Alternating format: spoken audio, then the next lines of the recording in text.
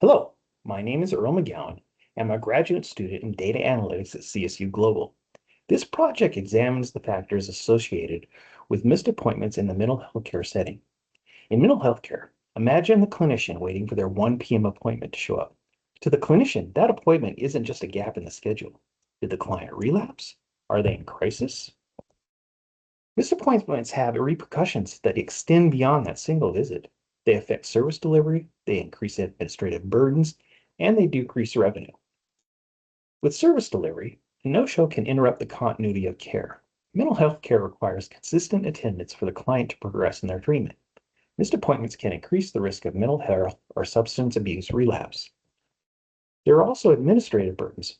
When appointments are missed, staff must spend additional time on follow-up calls, rescheduling, and documentation. This increases the workload and reduces time available for direct patient support and care coordination. Finally, revenue loss. Missed appointments usually are not reimbursed by insurance, which results in lost revenue. Collectively, this can create a financial strain on a mental health organization, which already operates on a limited budget. Previous studies of no-shows were able to find statistically significant indicators of no-shows. This study's research question mirrors these studies. Which appointment, clinical, and patient variables are significantly associated with the occurrence of no-show events in outpatient mental health appointments? For this project, I used a de-identified data set containing appointment-level data from a community mental health care organization.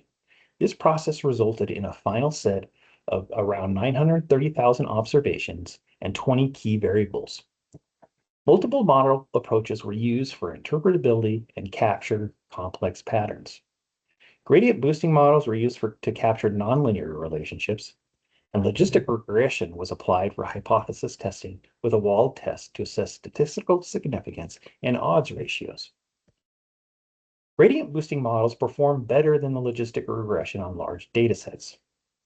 All gradient boosting models had an ROC, area under the curve, about 0.825, indicating strong predictive ability for patient appointment no-shows.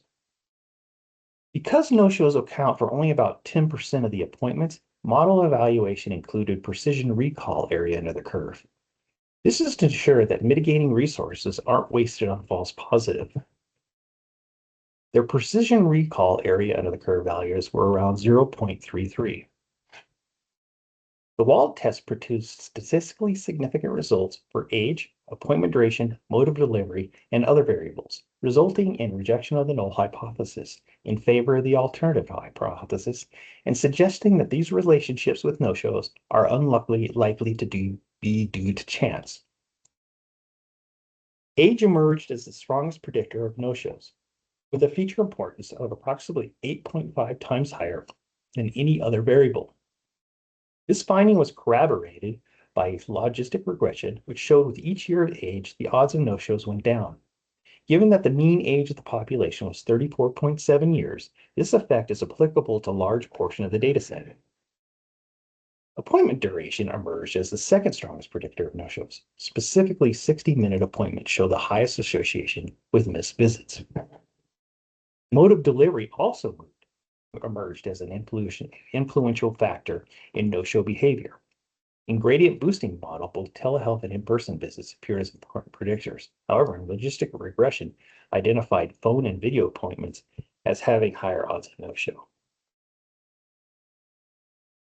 Age may reflect several factors, including younger individuals' likelihood of having competing demands for their time or differing attitudes towards healthcare appointments.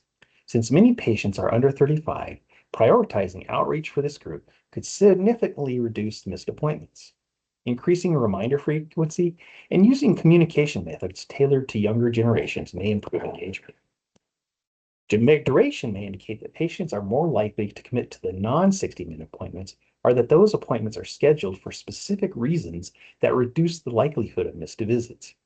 Offering shorter options for higher-risk patients and increasing reminders for 60-minute appointments could reduce no-shows. However, these contextual factors for specific durations need further investigation.